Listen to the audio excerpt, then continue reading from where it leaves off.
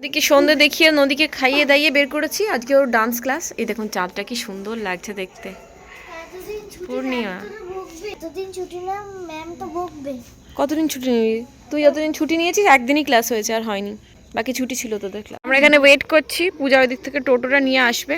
যে টোটো এসে গেছে। আরে নামাও নামাও, দেরি হয়ে গেছে। চলো ওঠে। আকরাম বল।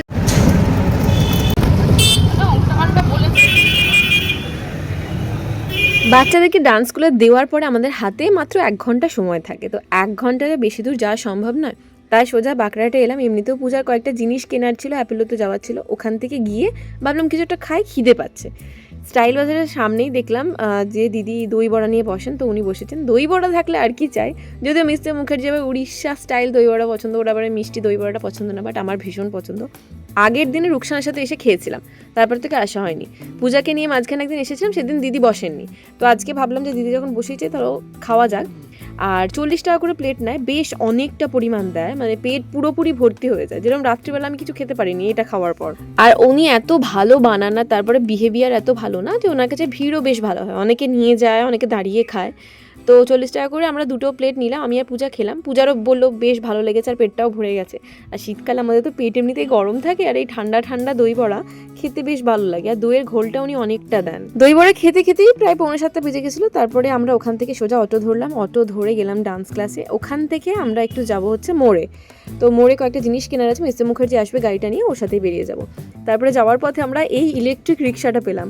জীবনে আমি ইলেকট্রিক রিক্সাতে চাপিনি, দেখেছি অনেকবার, চাপার ইচ্ছে ছিল, চেপে গেলাম। ভাড়াও মোটামুটি ঠিকঠাকই নিয়েছে, বেশ ভালো লাগলো। ডান্সের দল বেরোচ্ছে সব ভর্তি। ওদের এখানটা এইটাই বসা, ওই এখানে চেয়ার আছে না, ওকে দাও আপাতত। অভিষেক আসুক, এসে গেছে বলছো, ভালো বসার জায়গা হয়েছে। কি চিপস খাবে? আগে কেক খা। আচ্ছা, আমরা এখান থেকে অভিষেক গাড়ি নিয়ে আসছে, একটু মোড়ে যাব। মোড়ে কিছু কেনাকাটি আছে, তো ওই ভাবলাম বাচ্চাদেরকে একবারে নিয়ে এখান থেকে চলে যাবো, ওদের কেনাকাটি করে ফিরবো। ভীষণ ঠান্ডা বাইরে, ভীষণ ঠান্ডা উঠছে হাতে।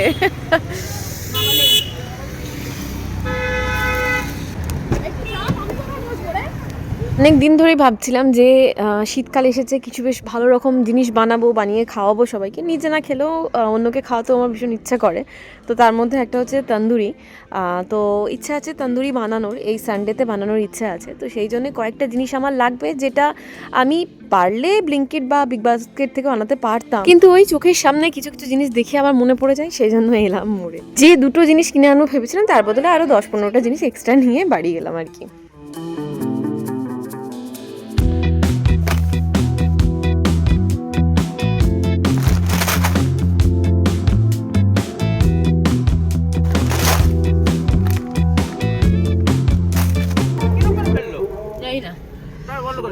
আচ্ছা, আমাদের সমস্ত কিছু যা যা দরকার ছিল কিনে নিয়ে চলে এসেছি।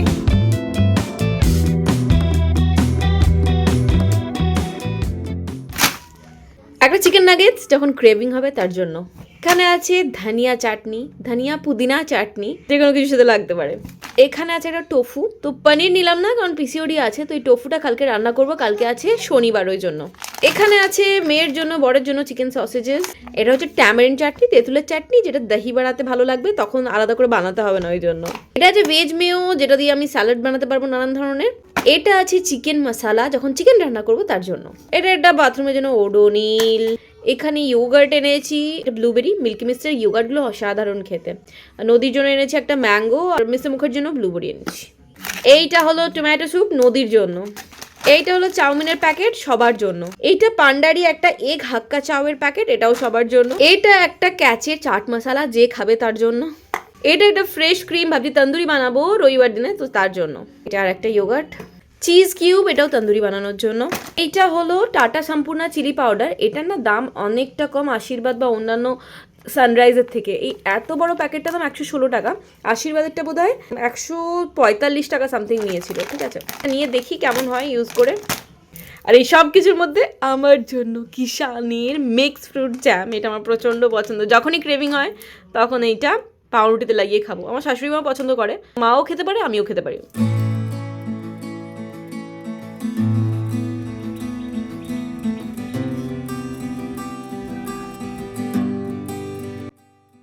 গুড মর্নিং এভরিওয়ান, শীতের আরেকটা সকালে আপনাদেরকে আমার চ্যানেলে সুস্বাগতম। তো এটা হলো সেকেন্ড ডে। কালকে সমস্ত জিনিসপত্র নিয়ে তো এসেছিলাম, বাট কিছুই বানানো হয়নি। ভেবেছিলাম রাত্রেবেলা টোফুটা বানাবো, তো তারপরে দেখলাম যে খিদে নেই। দই বড়া খেয়ে এরকম অ্যাসিডিটি হয়েছিল না কি হয়েছিল জানি না, তবে খিদে পাচ্ছিল না। তো আজকে সকালবেলা নদীকে উঠিয়ে চুলটুল বাঁধবো, পরে আগেই ভালো ওর জন্য ব্রেকফাস্ট বানাই, কারণ অনেক দেরি হয়ে গেছে। তো ও বললো যে আটা নুডলস খাবে। আটা নুডলসের সাথে কালকে যখনই দেখেছি সসেজেস এনেছি, তো বললো আমাকে সসেজ দিতেই হবে। এমনিতেও শনিবার, তো শনিবার দিনে সসেজ আমরা তো কেউ খাবো না, মিসেস মুখার্জিকেও দেবো না, তো ওর জন্য জাস্ট দুটো ফ্রাই করে দেবো ভাবছি। আর এখানে আটা নুডলস একসাথে দুটো চাপিয়ে দিয়েছি, মিসেস মুখার্জি আর নদীর দুজনের হয়ে যাবে। সকালবেলা ব্রেকফাস্টটা আমি ভাবছি ওই বিস্কিট বা ছাতু টাতু কিছু একটা খেয়ে নেবো। আমার আর কিছু সেরকম খেতে ইচ্ছা করছে না, সত্যি কথা বলতে। আমার খাওয়াতে তো খুব শখের, মানে যখন ভীষণ মন ভালো থাকে তখন ভীষণ খিদে পায়, আবার যখন একটু একটু চাপা টেনশন থাকে মনের মধ্যে, তখন না মনে হয় যেন দূর খাবো না, থাক, এই রান্না করা বাকি আছে, এই আছে। তো এখানে আটা নুডলসটা আমি দুটো জায়গায় ভাগ করে দিয়েছি, আর নদীর জন্য এই সসেজের প্যাকেটটা কাটছি। এর থেকে দুটো সসেজ জাস্ট হালকা একটু অলিভ অয়েলে ফ্রাই করে দেবো। বাটারটা নিচে আছে আর যাচ্ছি না। এই কদিন যে ঠান্ডাটা জমিয়ে পড়েছে, তো ভেবেছিলাম একদিন খিচুড়ি করব। তো মিসেস মুখার্জি বাড়িতে থাকবে না, খিচুড়ি কার জন্য করব? কারণ হয় না এক একজন যে ভীষণ একটা জিনিস খেতে ভালোবাসে, তার অবর্তমানে ওই জিনিসটা করতে ইচ্ছা করে না, ওই আর কি। আমার না একদিন ইচ্ছা আছে এই সসেজেরই মানে ওই চিলি চিকেন করা আর কি। জানি না আউটকাম কিরম হবে, তবে করে দেখতে হবে, আশা করি খারাপ লাগবে না। হয়ে গেছে, চটপট এগুলো দিয়ে আসি। মিসেস মুখার্জির চাটাও দিতে হবে ওকে। আবার আগে মাইয়াকে দিয়ে আসি। এসো, খাবে? পুরোটা খাবে, ঠিক আছে, নষ্ট করবেন একটু। এটা বড় বাবা জীবনের জন্য। তোমার প্রিয় সসেজেস, পাগল করে দিচ্ছিল সসেজেস সসেজেস করে।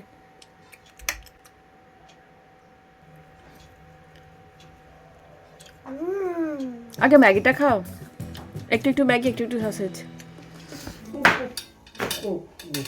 একটুও সময় নষ্ট করলাম না, এমনিতেও বেলা ছোট, তো সেই জন্যেই সোজা পোস্ত বেটে নিলাম। প্রথমেই পোস্তটা বেটে নিয়ে ভালো একটু আলু পোস্ত করবো। আজকে আর পেঁয়াজ টেয়াজ দিয়ে করছি না, জাস্ট একটু ওই কালো জিরে ফোড়ন দিয়ে কোনো রকমে বসিয়ে নিচ্ছি।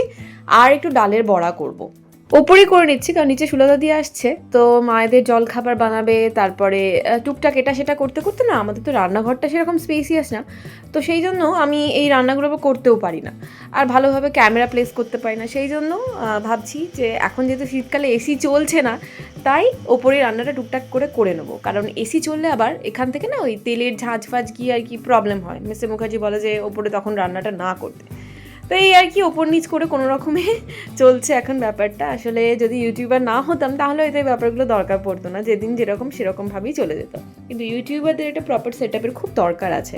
আপনি যে কোনো প্রফেশনের সাথে যুক্ত হন না কেন, নিজস্ব একটা স্পেস দরকার। তো এই বাড়িটাতে একটু স্পেস কম। অনেকে আপনারা কমেন্ট করেন যে প্রথম থেকে বাড়িগুলো যেহেতু তোমরা তৈরি করেছিলে, তারা তোমরা এই নাওনি কেন, এরমভাবে করনি কেন। আসলে এইগুলো কাস্টমাইজড করা যেত না, ঠিক আছে? যেরকম প্যাটার্নের বাড়ি 2 BHK নাহলে 3 BHK নিতে হতো। এবার তখন আমরা না অতটা ভেবে দেখিনি যে মানে হয় আর কি প্রথম প্রপার্টি কেনার সময় যে অত ভেবে চিন্তে কাজ হয়তো করলে আমরা প্রথমে 3 BHK নিতাম, বাট এখন ফার্স্ট প্রপার্টি করার পরেই অধিকাংশ মানুষ রিয়েলাইজ করে যে এইটা অসুবিধা হচ্ছে, ওইটা অসুবিধা হচ্ছে। এবার আরেকটা প্রপার্টিতে ইনভেস্ট করা, সাডেন ইনভেস্ট করা তো ধরুন কোনো মধ্যবিত্ত বাড়ির কাজ না যে দুম করে আরেকটা বাড়ি কিনে। এবার শুধু আমাদের ক্ষেত্রে না, প্রচুর মানুষের ক্ষেত্রে, ইভেন এখানেই সোনাগাঁওতেই অনেককে দেখেছি যে বলতে আমরা যদি 3 BHKটা নিতাম ভালো করতাম, কারণ আমাদের না ছোটো ঘরটাতে হচ্ছে না। এবার প্রপার ভেবে চিনতে যদি স্টেপ ফেলতো, তাহলে পৃথিবীর প্রত্যেকটা মানুষই হয়তো এক হতো। প্রত্যেকটা মানুষের ভাবনা, চিন্তা, মেন্টালিটি না পুরোপুরি আলাদা। এবার বেশিরভাগ মানুষই যখন কমেন্ট করেন, তারা নিজে যেরকম বা নিজেদের লাইফ যেরকম সেটার সাথে কম্পেয়ার করে কিন্তু বেশিরভাগ কমেন্টটা করে। বাট 100 কোটি বা 150 কোটি জনতার সঙ্গে যদি কম্পেয়ার করা হতো, তাহলে হয়তো এই ব্যাপারগুলো বেরোতো না। ভগবানের আশীর্বাদে যদি সেরকম সুযোগ আসে বা আমরা তৈরি করতে পারি, ডেফিনেটলি আমরা একটা 3 BHK প্ল্যান করবো পরে গিয়ে, বাট সাডেন বা হঠাৎ করে এখনই হবে না, তাই এই প্রবলেমগুলো একটু একটু ফেস করতে হবে। আর সবই তো ভগবানের ইচ্ছা, তাই না? ভগবানের ইচ্ছা ছাড়া আমরা এক স্টেপও পা ফেলতে পারি না, তার মানে এটাও মেবি ভগবানের ইচ্ছাই ছিল। তবে নদী যেহেতু বড় হচ্ছে, আমাদের কিছু তো একটা অল্টারনেটিভ চিন্তা করতে হবে, তো দেখা যাক কে কী করা যায়। এখন আস্তে আস্তে চিন্তা ভাবনার মধ্যেই আছি। তো এখানে দেখুন মুসুর ডালটা আমি প্রথমে গ্রাইন্ড করে নিচ্ছি, তারপরে জাস্ট এর মধ্যে কয়টা কাঁচা লঙ্কা আর একটু কারি পাতা দিয়ে বড়া ভাজবো।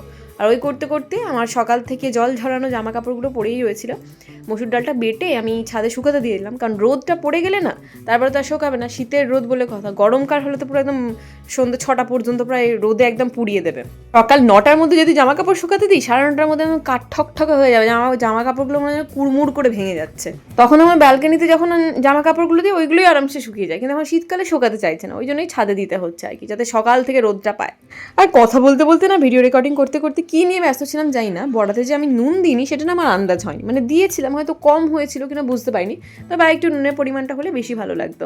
তারপরে কি করলাম, ভাজার পরে উপর থেকে একটু বিট নুন ছড়িয়ে দিলাম আর কি, ওইভাবেই খেলাম। কিন্তু বড়াগুলো খেতে বেশ ভালো হয়েছিল।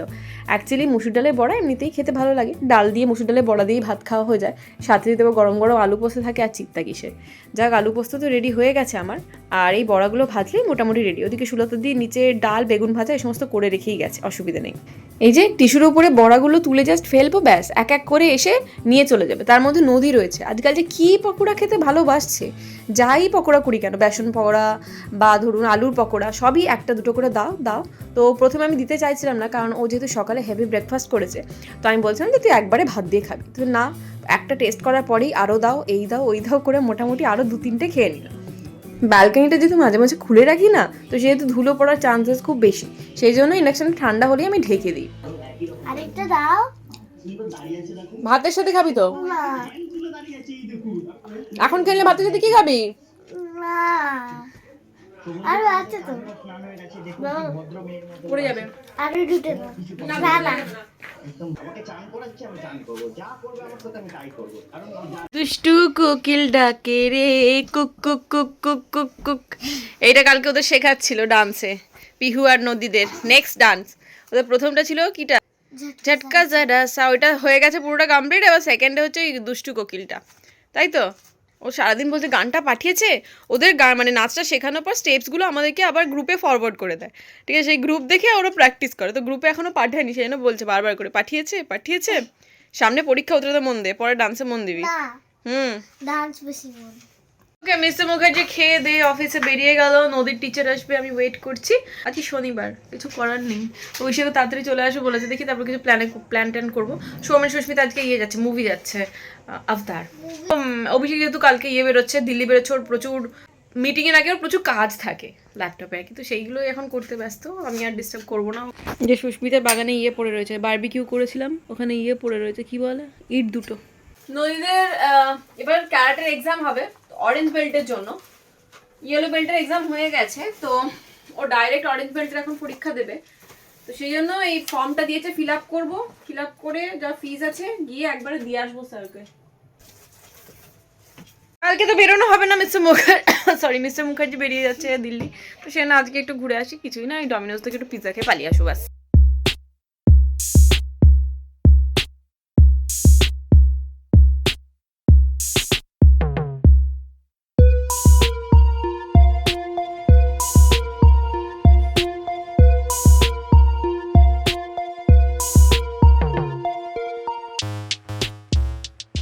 তুই কি খাবি, পিৎজা না চিকেন? ওর জন্য চিকেন কি অর্ডার দিয়েছে, উইংস, তাই তো? চিকেন উইংস অর্ডার দেওয়া হয়েছে ওর জন্য, ওর জন্য পিৎজা। পিৎজা খুব একটা পছন্দ করে না, ওই জন্য। পছন্দ করি কোথায়, সেরকম খাস না তুই, একটা খেয়ে বলবি হয়ে গেছে।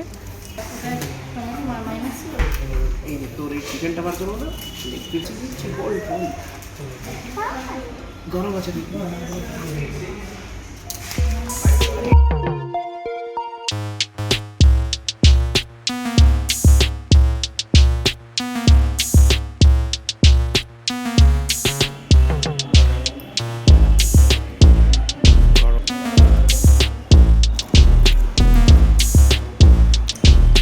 আমাদের এখান থেকেও যা যা কেনা হয়ে গেছে, খাওয়া দাওয়া কমপ্লিট, এবার বাড়িতে গিয়ে শোবো, শুধু একটু মুভি দেখবো।